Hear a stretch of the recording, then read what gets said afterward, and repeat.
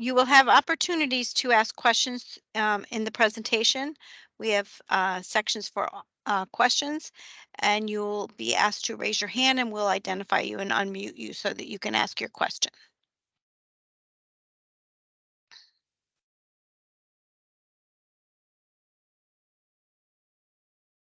Right, we can go to the next one. So these are the wonderful people at the assessment office that support you in your work. Abe Chris is not able to attend today. He's our bureau chief. And on this slide, you'll see the access to the assessment office and ways to reach us.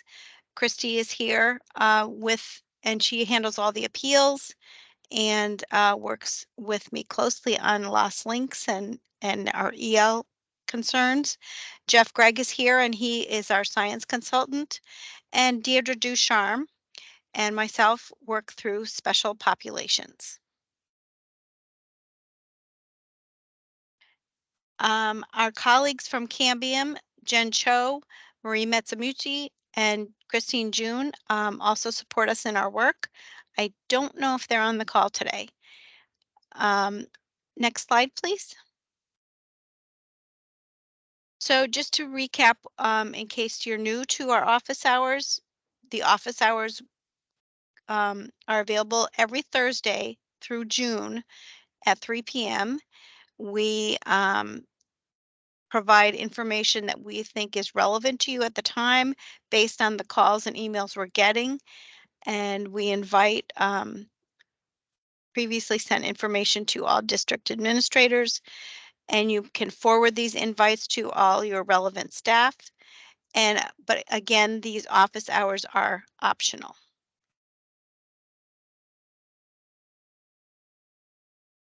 Next, okay. We wanted to put in a word in for some professional development that's available to you. It's called Behind the Numbers from Data to Dashboards. There's 3 opportunities for you to gather information. The last one was held last Friday, and on May 12th, there is one specific to contacts reporting and chronic absenteeism. You can certainly access this. You can access the flyer to register for this opportunity. We wanted to also remind you that you should be conducting the Connecticut Physical Fitness Assessment, CPFA. It's a little different this year. It's an individual student collection, and the deadline for the submission is June 30th. So this is quickly approaching, so please make a plan with your colleagues to ensure that this happens in a timely manner. So today's presentation, we will include general updates, specific information about the appeals process. We're going to talk about response alerts.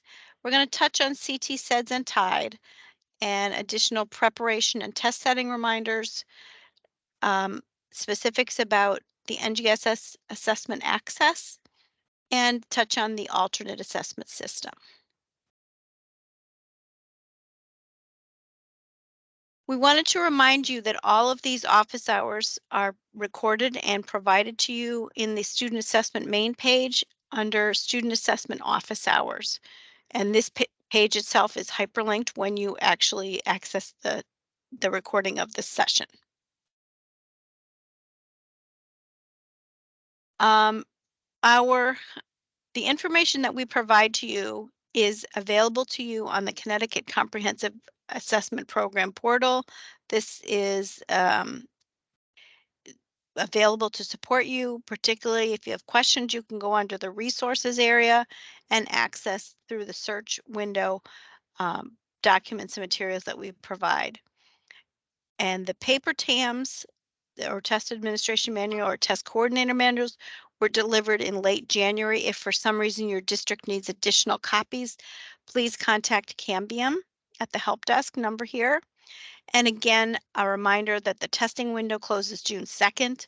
So make sure that you're planning and scheduling your testing accordingly. Next slide, please. We wanted to remind you that, like last year, we are making available preliminary test results, and they will be available most likely on May 12th, and they'll be available in the centralized reporting system. So each week when we present our office hours, we want to share with you the numbers of students that are being tested so that you can feel as good as we do that these are getting done. So you can look at these numbers here. You can see that we are making good headway in all of our assessments. Next slide, please. And I'm going to turn this over to my colleague Christy to talk to you about appeals. Thanks, Janet. So we decided to include some information about appeals today because this week we've seen not only a ramp up in testing, but an increase in appeals. So we've had over 340 appeals. We're closer to 400 after today since the testing window opened, but over 200 of them have happened since Monday. So we wanted to speak to you about about what was happening with appeals and what we're seeing. Something very different is happening this year that we haven't seen in past years. More than half of the appeals were for teachers who began summative assessments thinking that they were interim or practice tests. And we haven't seen this with the ELA and math Smarter Balance test. This occasionally happens with the NGSS tests, but this year we've seen it this past week. We've seen over 200 of these since Monday. So our suggestion is we have a link to the training series for the TAs that Deirdre designed, and I'm going to give you the link for that in a moment. We suggest all teachers are trained, all test administrators are trained before they use the system. And I'm going to use this opportunity to give a plug to the interim assessments. Using interims regularly throughout the year improves not only the teacher's familiarity with the system and administering tests, but the students' familiarity with the assessment, which test to choose, and on both ends, accommodations and supports are available to the students so they can become accustomed to the accommodations and supports in the system that are made available to them. And teachers will be able to see if those are turned on correctly in TIDE when the student is using an interim. If you submit an alternate assessment eligibility form and it was in at any point after March 1st, you need to make sure that the alternate indicator is set to yes. If it isn't, the TEA or the DA needs to contact the CAI help desk. The number is on the screen, and you need to give them the SACID of the student and ask them to turn on the alternate indicator to yes. If it's not set, the student's going to get a standard assessment, and then that becomes an appeal. And if the student is on for a considerable amount of time, then that means contacting the parents and documenting that. So it's worth the extra 30 seconds in TIDE to make sure that that flag is set. Also, we have a lot of outstanding appeals. I know folks are scrambling around the state. I've had some very sad emails in the last few days about situations in districts. So we understand that it's crazy, but if you have an outstanding appeal, either contact me and let me know that there's circumstances beyond your control in the district, or please get the documentation sent in a timely manner. I have about 50 appeals sitting in the TIDE system, and it makes it much more difficult to find out who needs what and when they're coming in. It just adds to the amount of time. Plus, I have to keep track of who owes us documentation and who doesn't. So that makes our life a little bit easier as well. When you're requesting an appeal for a reset or an invalidation, which happens very infrequently, and I'll speak to that in a moment, Interims never need to be included. If you look at the screen, you'll see that if you search a student by SACID to create an appeal, all of their tests come up, including their interims. Please don't hit that top box saying check all, because then I have to go through and sort by interims and reject all of those appeals, and that does stay in the system. So we know that these appeals have been put in erroneously. So we're asking that you only choose a reset for the test that the student took as a summative. The page 62 of the Tide user guide explains how to use the appeals. For larger appeals, you can search by session ID and then choose all the students who are in that session if you need a grace period extension, or if someone gave an incorrect test, which we know is not going to happen again after today. Or you could search by SACID, and as I noted, please only choose the appropriate summative assessment. If you have any questions or you haven't done this before, you're welcome to call me and I'll set up a Teams meeting and we can do it with the video on, and I can help you with that. The appeal types, I'm just reposting them here, but for resetting a test, if there is a way that you don't have to have a test reset, we prefer to keep the students' answers in the test so that they're not double testing. We almost never invalidate a test. So unless we have the NGSS where you have a science version, Spanish version and an English version, and the child starts one version, that the incorrect test would be invalidated, but you don't want to invalidate a smarter or math or ELA or an interim, because that means that child will never have another opportunity to take that test again. So we rarely use that. If you have a student who has a problem where they submitted the test early, or they're concerned, we have a number of schools that have spotty internet, then you could go ask for a grace period extension. It simply reopens the test so the student can go back to the beginning. And again, if you have any questions about what appeal you should choose, just call me or send me an email and I'm happy to walk you through it. We weren't quite sure how the incorrect tests were being given, and having so many math and ELA summative tests being given by accident is very surprising. I've honestly, in the number of years we've been with this system, it's got to be 9 years or 10 years with this system, I've never seen this level of appeals for summative assessments being given accidentally.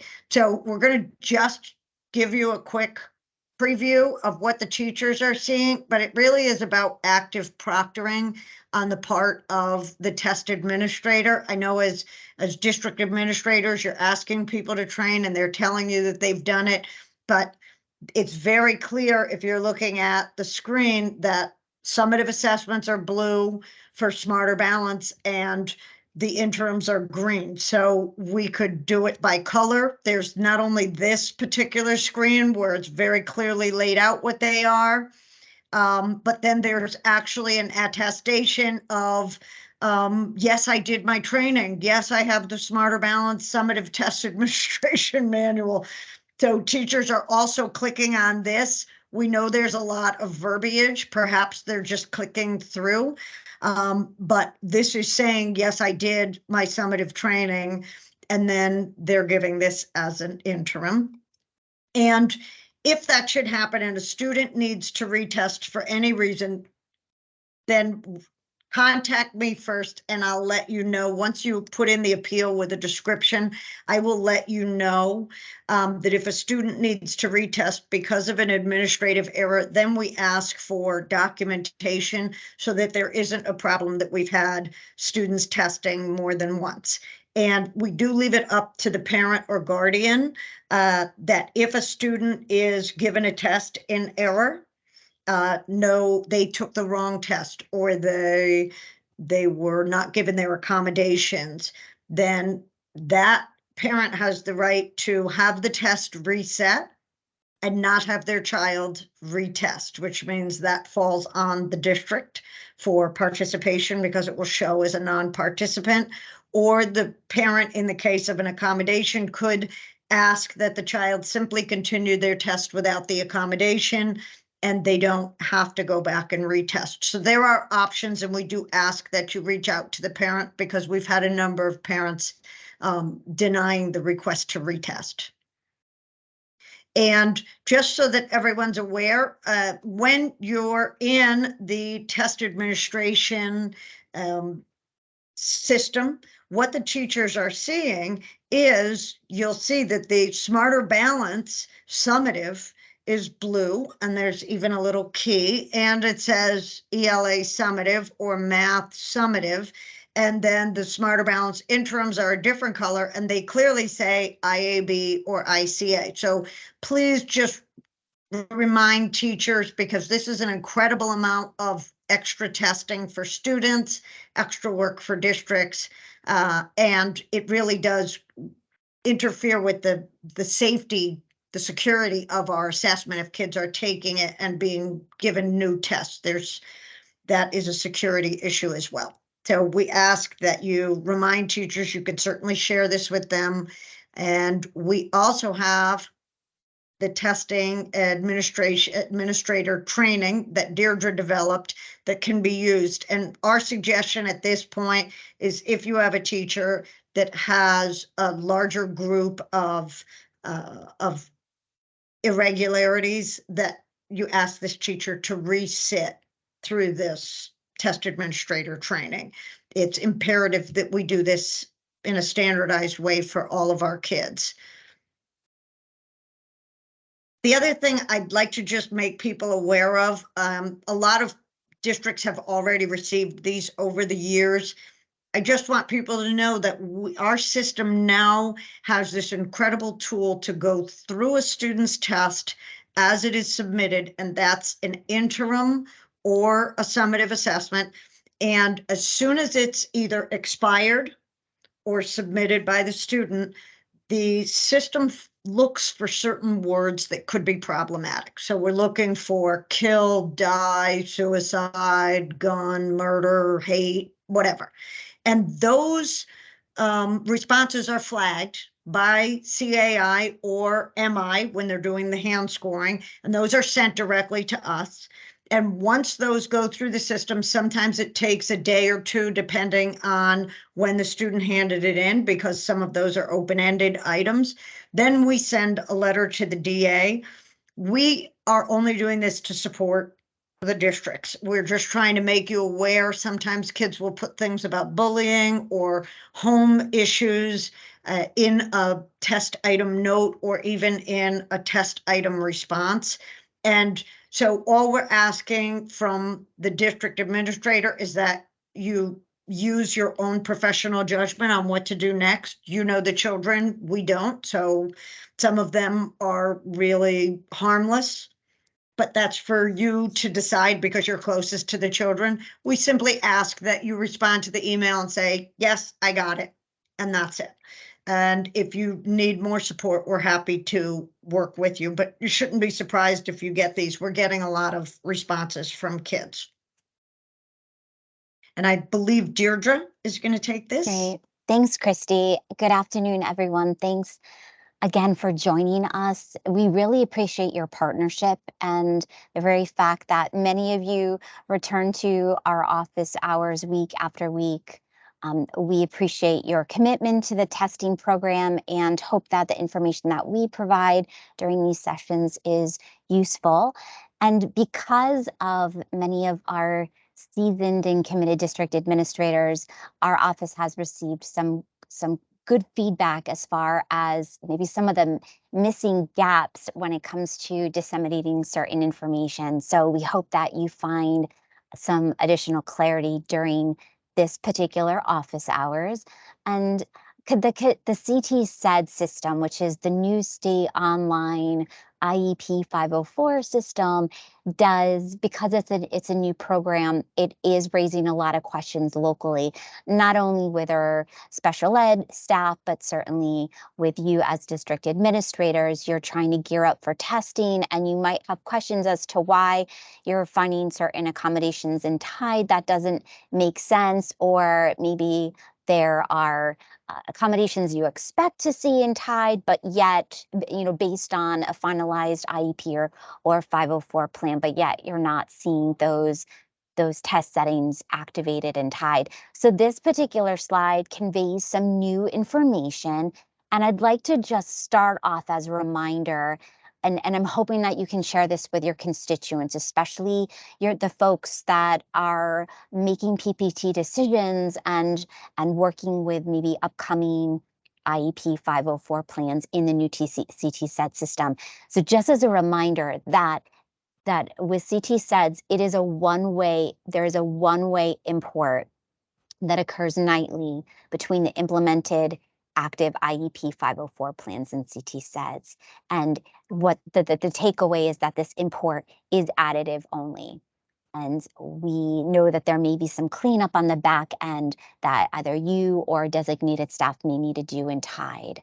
So accommodations, so with that said, accommodations or designated supports may need to be turned off in Tide if they are not reflected in your student's current or amended 504 or IEP. So just keep that in mind. We know it's a lot to manage, but we're hoping that you can work with your building coordinators, your school coordinators, and your case managers to help support this work before your students actually start testing. We really want to minimize test irregularities, appeals, and any unnecessary over-testing for our students. Secondly, we wanted you to know that there is a timing manner which may affect access to accommodations in Tide. So depending on when an accommodation or 504 plan is finalized in CT SEDS, for example, per the begin date, it could take up to 2 days for that data to populate and be reflected in the Tide system. So if you know that there's accommodations set in an IEP, but you're not seeing it in Tide, you might want to ask your case manager to go back and look at that begin date. Tip, and just to tell you what the overall import process looks like, PCG, which is responsible for CT SEDS, they post their IEP 504 accommodation file in the morning. And if you're wondering where those accommodations are coming from, if you're in CT SEDS, look for those IEP 504 plans marked by the solid blue star. And then in the evening, the Connecticut State Department of Ed pulls that IEP 504 data file and exports that to Tide. And so that's an overnight process. So there is a bit of a lag. If you're making changes today, in CT SEDS you're not going to see them tomorrow. I would expect to see them in Tide on Monday. As a reminder, this one-way data import does not apply to the Connecticut's SAT school day, and today is the last day of SAT, so we won't have to worry about that until next year. But also note that if you have PPTs completing the Connecticut Alternate Assessment Eligibility Form directly in CT SEDS, that information doesn't import to Tide. So teachers are expected, the trained TEA is expected to submit that eligibility form directly into the data entry interface. And this is not new information, but we get a lot of calls about this. And so we just want to reiterate the process so that you can share this with appropriate staff. We have some other CT SED Tide reminders. Many of these bullet points we've shared with you in the past. So just to reiterate, please convey this information to any of your case managers or test coordinate local coordinators that might be wondering about discrepancies or things that they're seeing within the Tide system. One of the things that I will note that if an amended or revised IEP 504 plan indicates the removal of a designated support or accommodation, it's not going to be automatically removed in Tide. And we know that this requires additional work and overseen on your behalf. but it's important that there be some type of communication with your case manager so that when those supports and accommodations are not appropriate, that a designated person remove them from TIDE. There are instances where you will not be able to deactivate those accommodations locally. So for instance, as you're working with your staff to ensuring that students are not getting the read aloud accommodation when they in fact should be having the text to speech of reading passages or maybe the text to speech of items, the read aloud accommodation can only be turned off and tied by a CSDE staff person. That is also true for the scribe accommodation or math manipulative. So if you find that those accommodations are not appropriate, and if they're reflected by your students' most recent IEP 504 plan, which we will check, the CSDE staff will have to turn that off for you. So just reach out to either me or Janet and provide us with your student SACIT ID and a brief overview as far as what you need us to remove, and we can update that for you. And then the next slide just includes a link to the Connecticut SEDS to TIDE Designated Support Accommodation Sync FAQ. So again, this is a standard FAQ we released back in February, I believe, but it may be a helpful resource if you are newly gearing up for the test window. And for those students with 504 or IEPs that are approved per the PPT to receive a non-standard special documented accommodation, such as a scribe or a human reader or math manipulatives, we've included the supporting resources that should be provided to the designated test administrator that is providing the accommodation to the student. So prior to testing, our request is that the teacher or proctor review these materials. Some of these accommodations require a signature, such as the read aloud protocol, and those forms can be managed and filed locally. And it's just really to have the teacher give the additional assurance that they've reviewed the material and are going to follow the test security and confidentiality procedures. As far as preparation reminders, we've included hyperlinks to our critical test administration manuals. These are also available on the portal. Feel free to share these links with your teachers as they prepare for testing. And the next slide includes critical materials that support your trained TEAs in preparation for the administration of the alternate assessment, whether that's the alternate for math and English language arts or for science. We've also included some links for your trained TEAs to review their alternate assessment training. We know that perhaps educators review the training back in the fall of the year, but there may be benefit to going back and just taking a refresher because there is so much information to keep track of during the administration of the CTAA. And as a quick reminder for our students taking alternate assessments, all of the non-standard accommodations that require like a specialized consideration for standard assessment, those accommodations are automatically provided to your students taking alternate. So students will not need any special approval to have the assessments read aloud or for the teacher to serve as a bubbler or a scribe. The expectation is that those students will access the alternate assessment using those various modalities.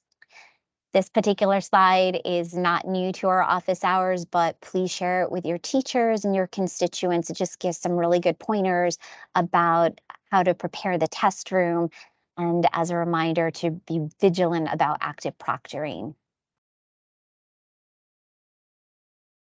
And then some final test setting reminders that the beauty of administering an online assessment is that it allows a lot of flexibility locally as far as how you set up your test session. We know that some students may benefit from smaller group test settings versus districts who may have limited staff, and so you might need to provide testing in a larger environment. So we want to remind you that there is flexibility when it comes to what a separate test setting looks like, But for our students that have test separate setting or individual test setting per their IEP or 504 plan, you also want to make sure that that is factored in and that those considerations are put in place before the student starts testing. There are certain designated supports and or accommodations that do require a separate setting. These include simplified test directions. If you're providing a read aloud, whether it's a read aloud of items or of the assessment, and whether it's for a student who's having that assessment read to them in English, or for a multilingual learner who is having perhaps the items read to them in Spanish, we need those students to test in a one-to-one test setting. Those assessments really need to be structured and customized to meet the student's needs, especially if the student needs the proctor to go back and reread a certain portion of the test. For students using a talking calculator or speech to text, those are also students who should be testing in a one-on-one setting. Next slide.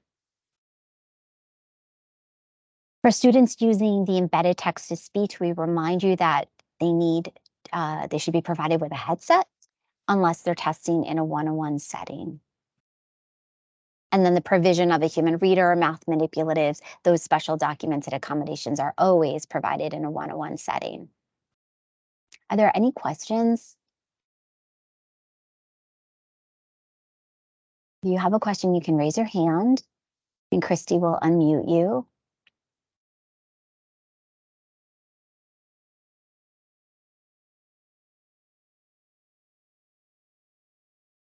I don't see any yet, Deirdre, so let's just keep All right, going. great. So the next slide covers the next generation science assessments. And while this menu is not particularly new, we've tried to improve the presentation of science tests so that they are specific to the student, a student's tied test supports. So what you're looking at right now is the test menu for NGSS, and you'll see that there are 3 different presentations. There's a summative Braille, there's a summative Science, which is the English standard version of the assessment, and then there's a summative Spanish. And so we want to make sure that our teachers provide the correct science assessment based on what their students' needs are. So for instance, if you have a student that has Spanish toggle activated and tied, then that student should be taking the summative Spanish grade 5, well, in this example, the grade 5 science. And then if you have students that are only taking the English version, so within a class, if none of those kids have either Braille or Spanish turned on, then those students will simply take the summative grade 5, in this example, science assessment. So if you move to the next slide, Christy, our colleagues can actually see what we're looking at. So we've had a lot of calls this week about kids starting the science, but then getting a message that says no tests are found. So if your proctor sees this message, more than likely that means that the teacher didn't select the right science assessment based on what the students' tied accommodations are. Or rather, it's not an accommodation, it's a designated support. So again, if there's any question, the test that's populated for that student, the test that the student sees on their secure browser is based on which designated support and or accommodation is turned on and tied. As a reminder, this is critical, as a reminder that these assessments, these science assessments are not interchangeable. So if a student starts with English and then the teacher pauses the English, goes in a tide, turns on science and Spanish, and then starts the student in a Spanish test, then that means the student has 2 science tests kind of happening, not necessarily simultaneously, but we want to make sure that the student is only starting and finishing within one test. So please share this information with your teachers to especially for those that may be taking a Spanish toggle, to make sure that the students are provided with, that their tied settings are correct to begin with. And then that should essentially take care of itself when the students take the science assessment. And I think that's it. I'm going to pass the the baton to Janet. She's going to cover some information about the alternate assessment. And if you have questions, then you can ask at the end of the presentation. Janet? Just raise your hand if you have questions. So this next section, these slides are not new. We just wanted to reiterate that our alternate assessments that are occurring right now are the Connecticut Alternate Science Assessment and the CTA, which is the English Language Arts and Math. And these are accessed for our students with significant cognitive disabilities when the alternate assessment eligibility form has been submitted and the alt flag is set to yes in their profile. Next slide, please. We also wanted to give you quick access to related materials for the alternate assessment. And again, there are more in the Cambium portal for you to access, but these should be familiar to your teachers who took the training. They should be accessing these in terms of the manuals that they're using for their assessments. Next slide, please.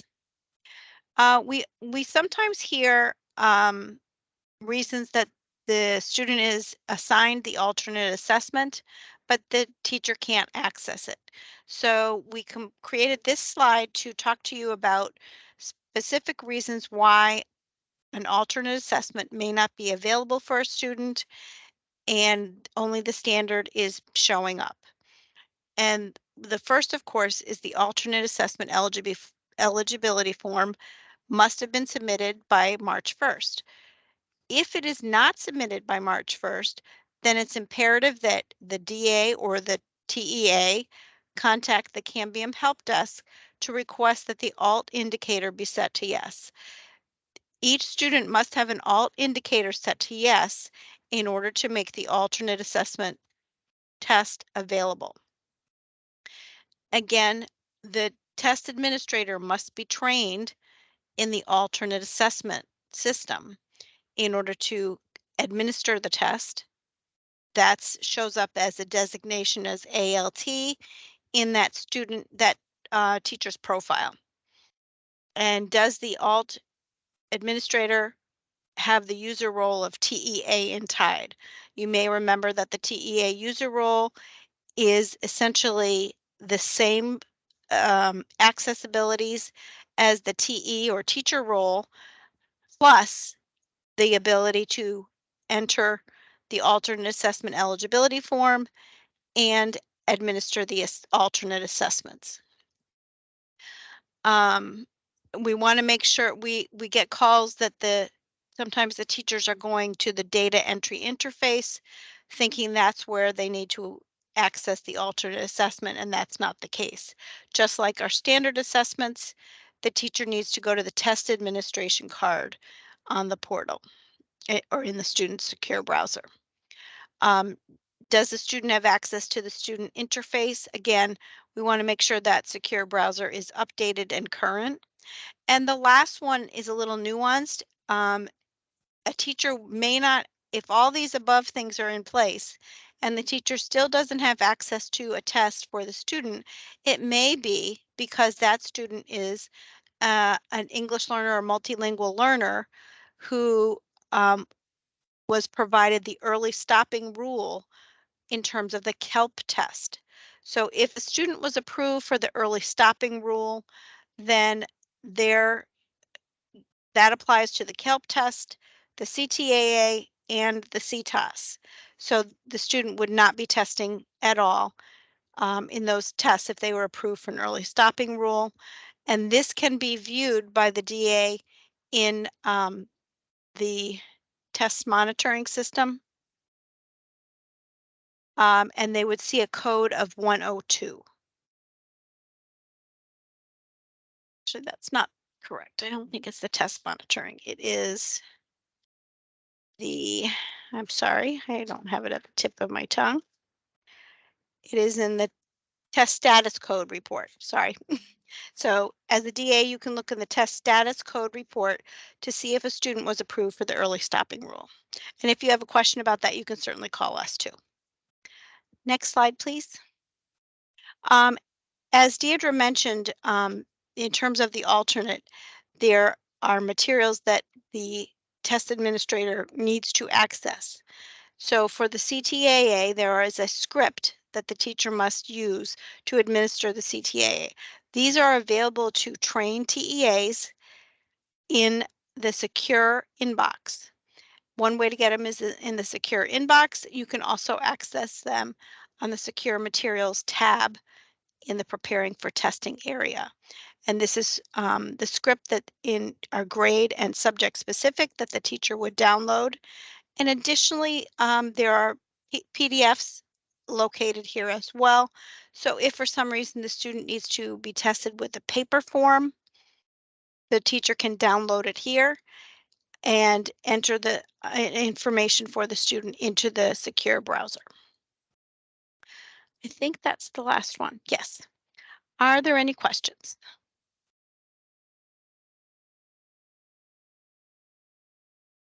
Okay. Seeing none, feel free to give us a call during the week as needed. And thank you for attending. Have a good day. Thank you. Have a great day.